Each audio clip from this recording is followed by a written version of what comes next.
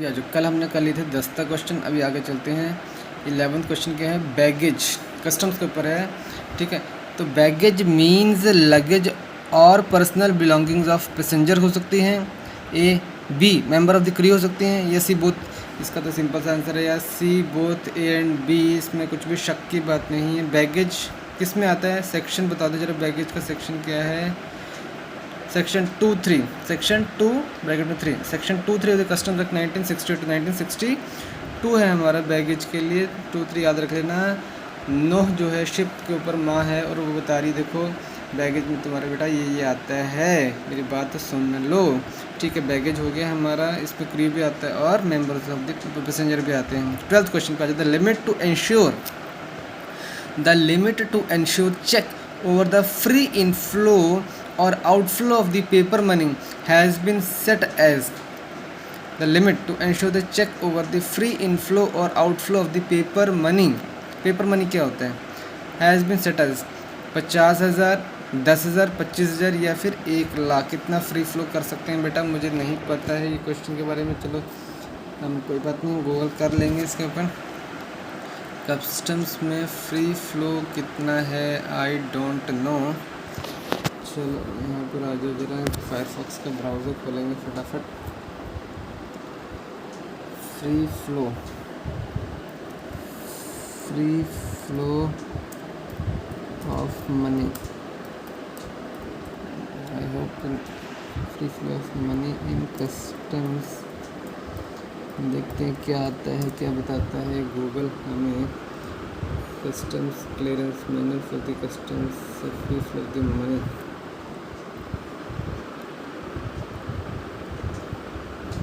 क्या बता रहा है,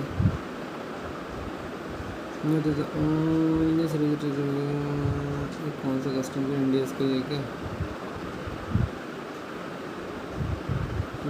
कस्टम्स क्लियरेंस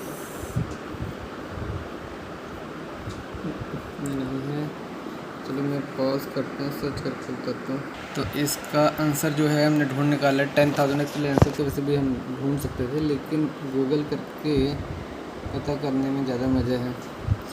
ये देखिए, export currency regulations in India क्या कहता है, but an Indian resident who is going abroad is allowed to carry Indian currency up to ₹7,500 and if such Indian currency exceeds ₹10,000 the person will have to make a declaration to the customs authorities regarding the same। ठीक है, तो इसे कहते हैं free inflow या outflow के लिए। ठीक है, तो maximum limit of outward remittance of A residence, ये जो दूसरे कंट्री का आ गया शायद,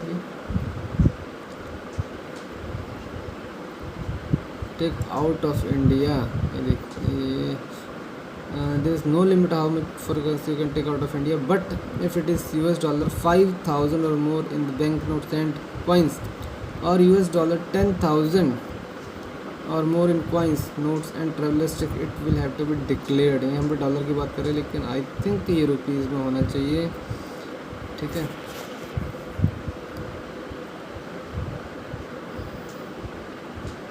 डिक्लेरेशन देना है, अगर लेके तो जा सकते हो आप, लेकिन आपको डिक्लेरेशन देना पड़ेगा। ठीक है, यहाँ डॉलर की बात है और यहाँ पर रुपीज़ में लिखा है, चेक करेंगे जरा, रुपीज़ डॉलर की बात हुई है, रुपीज़ लिखा है यहाँ पर। चलो ठीक है, रुपीज़ या डॉलर जो भी आएगा आप ध्यान दे देना। आ जाओ 13 क्वेश्चन पे आ जाओ फटाफट। 10,000 हमारा है लिमिट फ्री इनफ्लो, उसके बाद डिक्लेरेशन देनी पड़ेगी। ठीक है, 13 क्वेश्चन क्या कहते हैं, as per customs act 1962, as per customs act 1962। ठीक है, the term India includes, India में क्या क्या आता है, territorial water up to 12 nautical miles आता है, बिल्कुल territorial water up to 24 nautical mile, ये कहाँ से आ गया बेटा।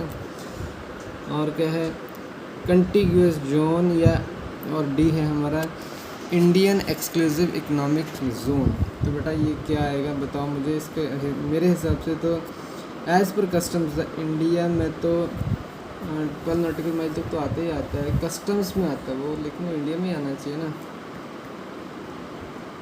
तो इंडियन एक्सक्लूसिव इकोनॉमिक जोन तक जाना चाहिए मेरे हिसाब से, EEZ तक जाना चाहिए। ठीक है, जो कि स्प्रेड होता है लगभग I hope 200 nautical miles from the base line रहता है। चेक करेंगे इसका आंसर क्या है, 13 का आंसर क्या है, चेक करेंगे। 13 का आंसर है ए। 13 का आंसर ए, यानी ये बोल रहे हैं कि 12 territorial water up to 12 nautical miles तक टर्म इंडिया में ये इंक्लूडेड हैं। ओके ओके, चलो कोई बात नहीं, चेक कर लेते हैं।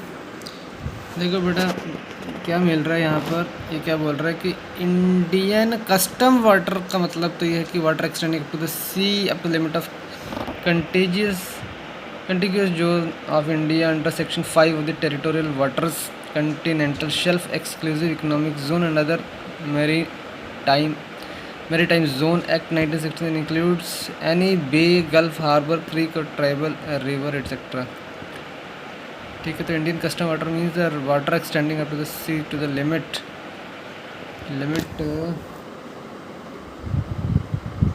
ये देखो Indian custom water and extend up to 200 nautical mile. ये लेकिन इंडियन कस्टम वाटर्स की बात हो रही है। ठीक है, तो यहाँ पर जो है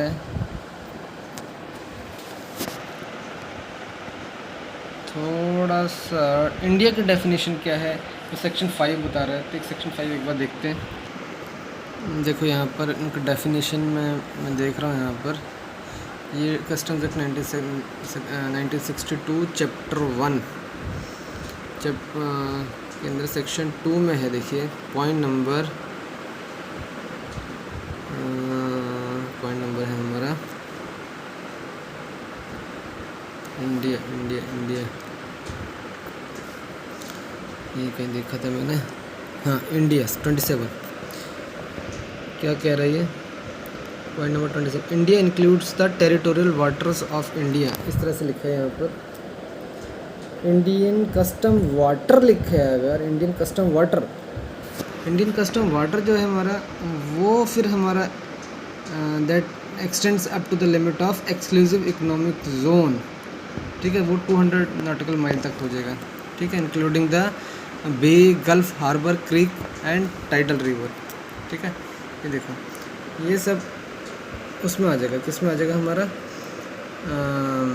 इंडियन कस्टम वाटर में। जब लेकिन अब इंडिया पूछा अकेला ना, तो फिर बेटा India includes territorial waters of India तक तुम्हें लिखना पड़ेगा। टेरिटोरियल वाटर ऑफ इंडिया कहाँ तक रहता है, टेरिटोरियल वाटर ऑफ इंडिया ये 12 नॉटिकल माइल तक रहेगा। ठीक है, चलो आगे अब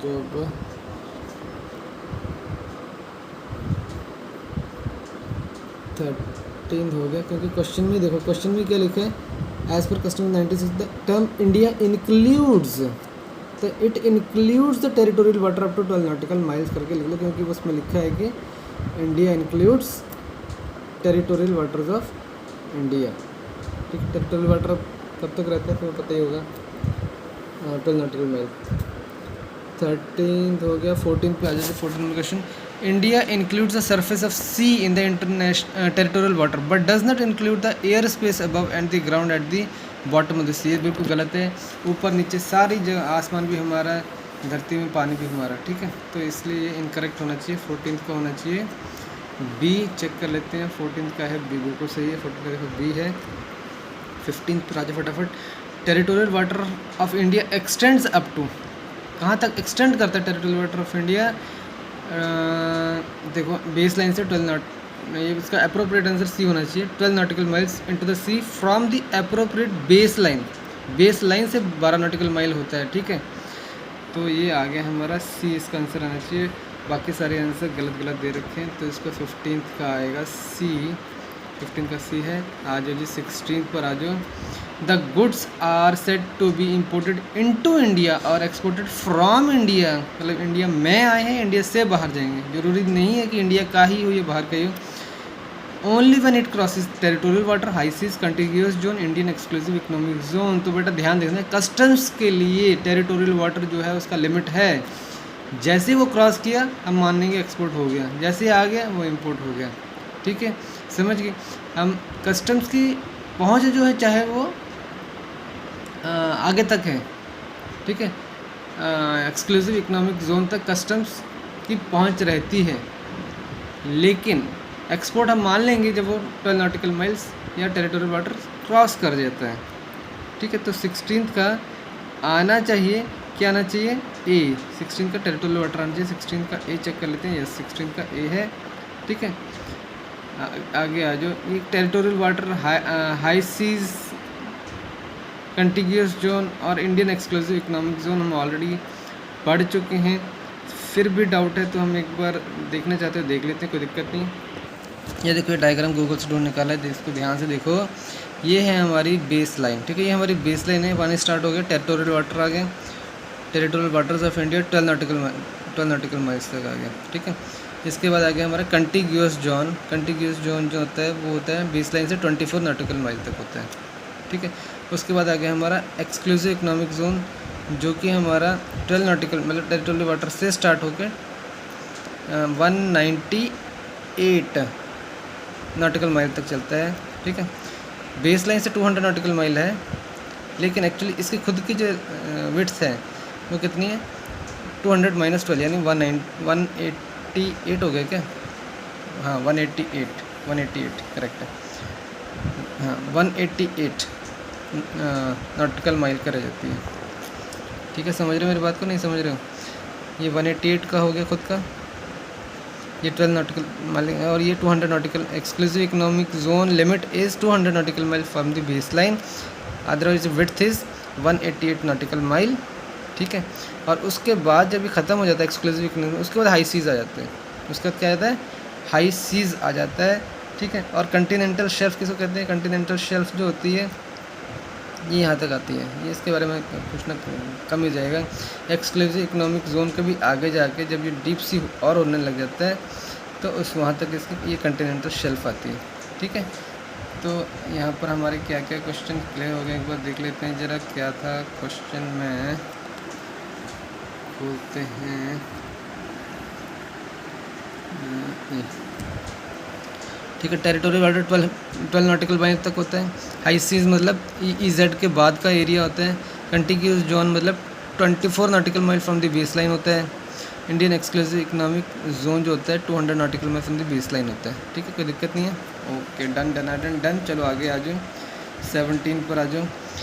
as per customs act 1962 the term import with its grammatical variation and the cognate expression means, ये बहुत ही सिंपल सा है। इम्पोर्ट मतलब बाहर से आना, फ्रॉम, ठीक है, फ्रॉम, जब भी फ्रॉम आ जाएगा मतलब बाहर से आना है, बाहर का ज़रूरी नहीं है। परचेज फ्रॉम फॉरेन कंट्री है। Bringing into India from a place with in India, bringing into India, नहीं गलत है ये। Supplier is located outside India, ज़रूरी नहीं है, ज़रूरी नहीं है। सप्लायर इंडिया में भी हो सकता है, लेकिन बाहर से लेकर आ रहा है, बाहर के थ्रू भिजा रहा है तो वो इंपोर्ट हो जाएगा हमारा, ठीक है। इंपोर्ट की बात पूछे ना, आगे आज डी क्या है हम देख लेते हैं। Bringing into India from a place outside India, बिल्कुल करेक्ट है। देखो ये दो चीज़ें होनी चाहिए, ब्रिंगिंग इनटू इंडिया, इंडिया में लाना, फ्रॉम ए प्लेस आउटसाइड, बाहर से लाना, बस यही डेफिनेशन, ठीक है। तो ये इसका डी आंसर करेक्ट है। 17 आना चाहिए, 17 का डी आना चाहिए, करेक्ट है। देखो 17 का डी है। आगे आ जाओ जरा, 18 पर आ जाओ, फटाफट आ जाओ भैया, टाइम नहीं है। इन case of import of goods taxable event occurs when, taxable event कब होता है, इंपोर्ट कर रहे चीज़ों का आप, टैक्सेबल इवेंट कब होगा, goods crosses territorial water, customs barrier, ये तो बिल्कुल सिंपल है यार। जब भी टैक्सेबल इवेंट जब होगा जब वो टेरिटोरियल वाटर क्रॉस करता है, तो 18 का ए आएगा, 18 का नहीं, 18 का बी लिखा है, 18 का बी लिखा है। Goods crosses the customs barrier, customs barrier क्या होता है, अच्छा, इन case of import of goods taxable event goods crosses the customs barrier. अच्छा, टेरिटोरियल वाटर तो सी की बात होगी ना, कस्टम्स बैरियर कहीं पर भी हो सकते हैं। हम इंपोर्ट कैसे भी कर सकते हैं, हम इंपोर्ट थ्रू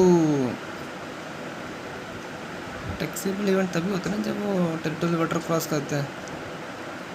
हाँ, सॉरी, इंपोर्ट स्टार्ट हो जाता है, इंपोर्ट स्टार्ट होता है as soon as it crosses the territorial water of India and continues जब तक कि वो कहाँ तक नहीं आता है, कस्टम्स बैरियर तक नहीं आता है, वहाँ से स्टार्ट होता है। Import starts when it crosses the territorial water of India 12 nautical mile and continues जब तक कि वो कस्टम बैरियर तक नहीं। तो कस्टम्स बैरियर जब क्रॉस करता है तो उसके बाद वो टैक्सेबल इवेंट बन जाता है। कस्टम बैरियर जब क्रॉस करेगा तो टैक्सेबल इवेंट बन जाएगा। ठीक है, क्या कहते हैं उसको, वो इंपोर्ट स्टार्ट हो जाता है, लेकिन टैक्सेबल इवेंट तब होगा, टैक्सेबल इवेंट उस टाइम में नहीं होगा। इंपोर्ट स्टार्ट हो जाएगा लेकिन टैक्सेबल इवेंट तब होगा जब कस्टम्स बैरियर क्रॉस करना है उसको, तो बेटा उसको फिर उसके बाद टैक्सेबल इवेंट है, उसको फिर टैक्स पे करना पड़ेगा। समझ के बाद कोई दिक्कत नहीं है, कोई परेशानी नहीं है। ठीक है, सिंपल है।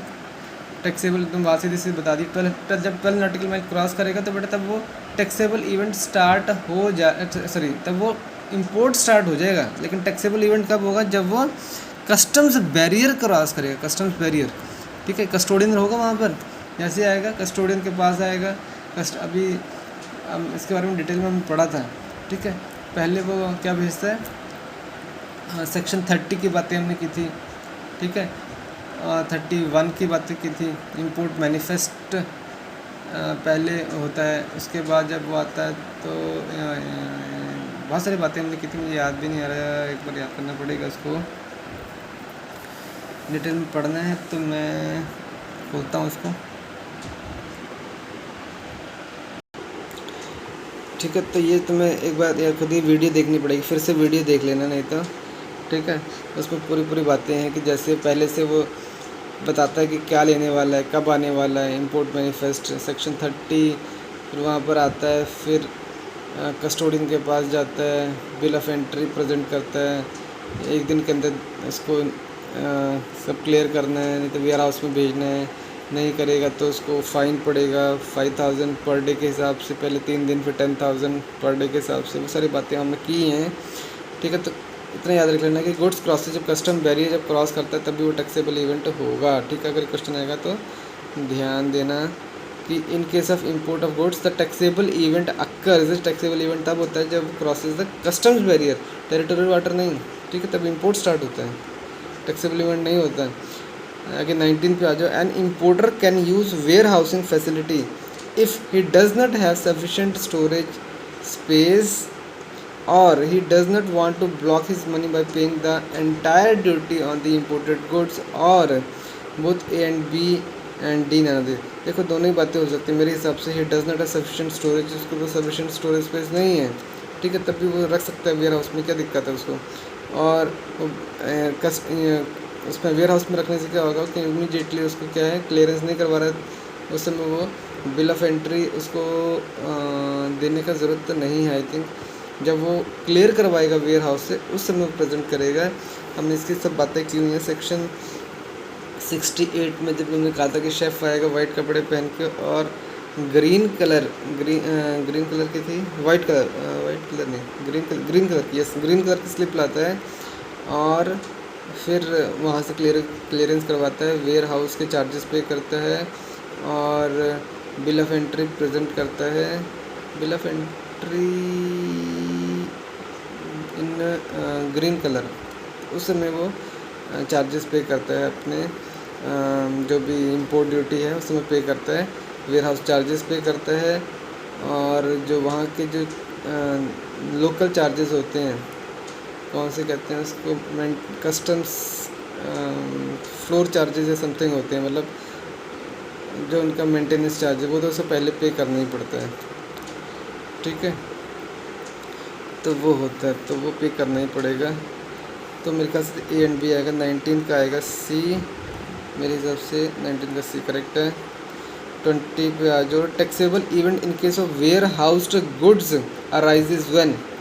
Taxable event in case of warehoused goods arises into bond of the entry is filed ex bond. देखो वेयर हाउस से बाहर ले जाना, टैक्सेबल इवेंट कब होता है, जब उसको बाहर ले जाना होता है तब टैक्सेबल इवेंट होता है। तो एक्स बॉन्ड यानी बाहर ले जाना है।